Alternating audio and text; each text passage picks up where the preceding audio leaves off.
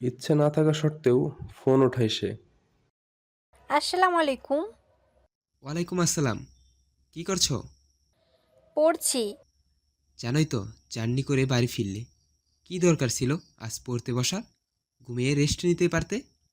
আমি জানি আমার জন্য কোনটা ভালো। পিচ্ছি মানুষ, বেশি বুঝতে হবে না। মেয়ে, ঘুমিয়ে পড়ো। আমি পিচ্ছি। অবশ্যই। আমি অনার্স দ্বিতীয় বর্ষে পড়ি। আমার মাস্টার্স পড়া শেষ হয়েছে 4 বছর আগে। আপনি বুড়ো, আমি মোটেও পিচ্ছি না। তুমি পিচ্ছি, আর একদম বুড়ো বলবে না আমায়। বুড়ো বুড়ো বুড়ো। বলেই ফোনটা কেটে দেয় রিদি। খুবই মেজাজ খারাপ হচ্ছে তার। তার বয়স 20 পেরিয়ে 21-এ পড়তে চলেছে, আর লোকটা বলে কিনা ও পিচ্চি। এসব ভেবে মেজাজ খারাপ হলেও রিদি ভাবে লোকটা ঠিকই বলেছে। আজ ওর রেস্ট নেওয়া উচিত, কাল থেকে পড়লেই ভালো হবে। বিছানা গুছিয়ে শুয়ে পড়ে রিদি। আর এদিকে রিদি ফোন কেটে দেওয়ার পর হাসতে শুরু করে মিহাদ।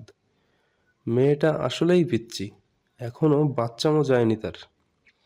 সকালে রিদান ঘুম থেকে উঠে আজও মোহকে দেখতে পেল না। প্রচুর মেজাজ খারাপ হয় রিদানের। কত ইচ্ছা আর ঘুমন্ত বউটাকে দেখবে, কিন্তু মোহ এই ইচ্ছেটা পূরণ হতে দিচ্ছে না। মোহ, আমার কফি দাও। চেঁচিয়ে কথাটি বলে ওয়াশরুমে চলে যায় রিদান ফ্রেশ হতে।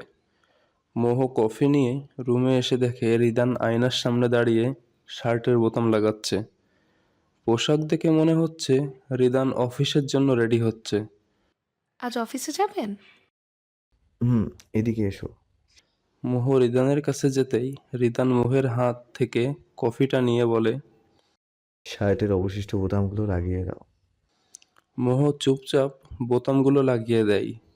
বোতাম লাগানো শেষে মোহ সরে যেতে দিলেই রিদান মোহের কোমর জড়িয়ে নিজের একদম কাছে নিয়ে আসে। বিকেল 5টায় ফিরবো। নিজের আর আম্মুর খেয়াল রেখো। বলেই মোহের কপালে এক গভীর চুমু দেয় রিদান। মোহ চোখ বুজে আলতো হাসে। কলেজে দিহান আর তিশা বসে পড়ছিল। তিশা পড়ার মাঝেই বেশ কয়েকবার তাকায় দিহানের দিকে, কিন্তু দিহান খুব মনোযোগ সহকারে পড়ছে। দিহান, তুমি কি কিছু বোঝো না? কি বুঝবো? কিছুই কি বুঝো না? সবই তো বুঝি। কেন? তুমি কোনটা বুঝতেছো না? বলো, বুঝিয়ে দিই। তোমার মাথা গর্ধব কোথাকার। পড়তে দাও তো আমায়। দিহান কথাটি বলার সাথে সাথেই তিশা দিহানের বইটা কেড়ে নেয়। ওই, আমার বই দাও। পারলে নেও। বলেই তিশা দৌড় দেয়। পিছন পিছন দৌড়াচ্ছে দিহান। বেশ কিছু সময় দৌড়ানোর পর হঠাৎ দিহান তিশার পেটে হাত দিয়ে তিশাকে নিজের কাছে নিয়ে এসে তিশার হাতে থেকে বইটি নিয়ে তিশাকে ছেড়ে দেয়। দিহানের কাজে তিশা লজ্জায় লাল আর কিছু না বলেই বেরিয়ে যায় ক্যান্টিন হতে। তিশার এমন কাজের কারণ বোধগম্য হয় না দিহানের। ঘুমের মাঝে মোহর ঠোঁট কারো স্পর্শ অনুভব করে। চোখ খুলে তাকিয়ে দেখে রিদান ঠোঁটজোড়া দখল করে রেখেছে। মোহ নাড়াচাড়া না করে চুপটি করে অনুভব করছে তার মিস্টার হাজবেন্ডের স্পর্শ। বেশ কিছু সময় পর রিদান মোহের ঠোঁট ছেড়ে এক দৃষ্টিতে তাকিয়ে থাকে মোহের চেহারার দিকে। মোহ চোখ বন্ধ করে রাখায় রিদান ভাবছে মোহ ঘুমাচ্ছে। রিদান বেশ কিছু সময় মোহের দিকে তাকিয়ে থাকার পর মোহের কপালে চুমু খায়। অতঃপর মোহের দু চোখের পাতায় এবং গালে চুমু দিয়ে মোহকে নিজের বুকে জড়িয়ে ঘুমিয়ে যায় সে। সব প্যাক করা সম্পূর্ণ হলো আজ আনিসা বেগমের। আর রিদানের মালামাল নেওয়ার সব ব্যবস্থা করে দিয়েছে। প্রায় 8-10 জনের মতো লোক ঠিক করেছে মালামাল নেওয়ার জন্য। কাজের লোক দিয়ে নতুন বাসা সম্পূর্ণ পরিষ্কারও করিয়ে রেখেছে রিদান। মোহের মা বেশ অবাক হন রিদানের বিবেক বুদ্ধি দেখে। ছেলেটাকে কিচ্ছু বলতে হয় না, বলার আগেই সে সবটা করে ফেলে। মোহের মা সন্তুষ্ট তার মেয়ের জন্য রিদানের মতো মিস্টার হাজব্যান্ড পাওয়াই। কিছু সময় পর রিদান এসে নিয়ে যাবে আনিসা বেগমকে। এদিকে মোহের মামা মামিও রওনা দিয়েছে তাদের বাড়ির উদ্দেশ্যে। হঠাৎ কলিং বেলের আওয়াজ শুনে দরজার দিকে এগিয়ে যায় আনিসা বেগম। দরজা খুলে দেখেন রিদান এসেছে। আসসালামু আলাইকুম মা। ওয়ালাইকুম আসসালাম। বাবা, ভিতরে আসো। মা আপনি রেডি? হ্যাঁ। তবে চলুন যাওয়া যাক। চলো। রিদান প্রাইভেট কার নিয়ে এসেছে। আনিসা বেগম গাড়িতে বসতেই রিদান গাড়ি স্টার্ট দেয়। প্রায় 30 মিনিটের মাঝে তারা পৌঁছে যায় বাড়ি। মোহ তার মাকে দেখে জড়িয়ে ধরে।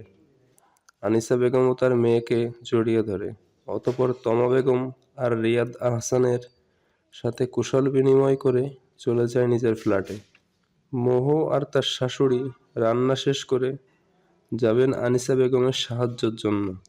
মোহনার আজকাল কিছুই ভালো লাগে না। আরুষ অর্থাৎ তার মিস্টার হাজব্যান্ড তাকে কোনো কাজই করতে দেয় না। আরুষ অফিসেও যায় না। অফিসের কাজগুলো ঘরে বসেই করে। আরুষ তার চাচার কোম্পানিতে চাকরি করে, তাই সে চাচার সাথে পরামর্শ করেই অফিসের কাজগুলো ঘরে বসে করার সিদ্ধান্ত নেয়। তার চাচাও এ ব্যাপারে সম্মতি দেয়। মোহনার যদি ওয়াশরুমেও যাওয়া লাগে তবেও আরুষ গেট পর্যন্ত সাথেই যায়। মোহনার সব কিছুতে আরুষের এমন এক্সট্রা কেয়ার ভালো লাগে না। এই সময় মোহনার বিভিন্ন ধরনের জিনিস খেতে ইচ্ছে করে, কিন্তু আরুষের তাতেও সমস্যা। এটা অস্বাস্থ্যকর, ওটা অস্বাস্থ্যকর বলে মোহনাকে বাধা দেয়। বিকেলের দিকে মোহনার ভালো লাগছিল না বসে থাকতেই, তাই সে ভাবে ছাদে গেলে ভালো লাগবে। আরুষ ওয়াশরুমে থাকায় মোহনা একাই এগিয়ে যায় ছাদের সিঁড়ির দিকে। কয়েকটা সিঁড়ে উঠতেই অসাবধানতাবশত মোহনার পা কাপড়ের সাথে বেঁধে মোহনা পড়ে যেতে নিলেই আরুষ এসে মোহনাকে ধরে। মোহনাকে ঠিকমতো দাঁড় করিয়ে ঠাস করে এক থাপ্পড় মারে আরুষ। রাগে আরুষের চোখগুলো লাল হয়ে গিয়েছে। কি জন্য একা একা উঠতে গেলি তুই? আমি কি মরে গেছিলাম? আমাকে ডাকা গেল না? আল্লাহ না করুক, তুই যদি পড়ে যাইতি তাহলে কি হতো? আগের বারের কথা ভুলে গিয়েছিস তুই?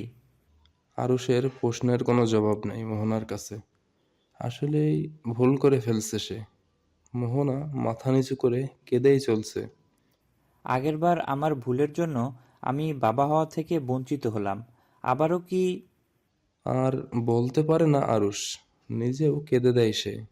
সন্তান হারানোর কষ্ট মা বাবার থেকে ভালো আর কেউ বুঝতে পারবে না। মোহনা কিছু না বলে জড়িয়ে ধরে আরুষকে। আমি অনেক দুঃখিত আরুষ, আর এমন হবে না। আরুষও কিছু না বলে শক্ত করে জড়িয়ে ধরে মোহনাকে। দুজনের চোখেই জল বিদ্যমান।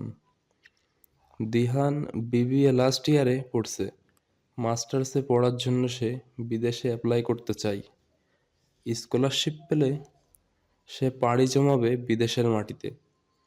দিহান খুবই ভালো স্টুডেন্ট, তাই সে অনেকটা আশাবাদী স্কলারশিপ নিয়ে। তার বিদেশে যাওয়ার ইচ্ছাটা সে এখনও কাউকে জানায়নি। ভার্সিটির ক্যাম্পাসে একা বসে বিভিন্ন চিন্তায় মগ্ন দিহান। এমন সময় হঠাৎ তিশা এসে বসে দিহানের পাশে। এই যে মিস্টার ভাবুক, কি এত ভাবছো? তুমি কখন আসলা? এই তো এখন। ও, আমায় নিয়ে ভাবছিলা? তোমাকে নিয়ে ভাবার কি আছে? আমি কত সুন্দরী, আমাকে কিভাবে পচাবা, এগুলো ভাববা? তুমি সুন্দরী? অবশ্যই। জোরে জোরে হাসতে থাকে দিহান। কোনো মতে হাসি থামিয়ে বলে, তোমায় দেখলে শাকচুন্নিও ভয় পাবে। কথাটি বলে আবারও হাসতে শুরু করে দিহান। দিহানের কথায় বেশ কষ্ট পায় তিশা। নিজের অজান্তেই তিশার চোখ ঝাপসা হয়ে ওঠে। দিহান হাসির মাঝে তিশার চোখে পানি দেখে সাথে সাথে হাসি থামিয়ে দেয়। অবাক হয় সে এত ছোট বিষয়ে। কেউ কিভাবে কাঁদতে পারে, কিন্তু কেনই যেন দিহানের খুব খারাপ লাগে তিশার চোখে পানি দেখে। দিহান ধীরে ধীরে তিশার কাছে যেয়ে আলতো করে তিশার চোখের পানি মুছে দেয়। তিশা অবাক চোখে তাকায় দিহানের দিকে। দিহানের চোখে অদ্ভুত কিছু দেখতে পায় তিশা। সরি। দিহানের ব্যবহারে খুব অবাক তিশা। 3 বছরেরও বেশি সময় ধরে দিহানের সাথে ওর বন্ধুত্ব, কিন্তু দিহান কখনো ওর সাথে এত কোমলতার সাথে কথা বলেনি। তবে আজ এমন কি পরিবর্তন এলো তাদের মাঝে?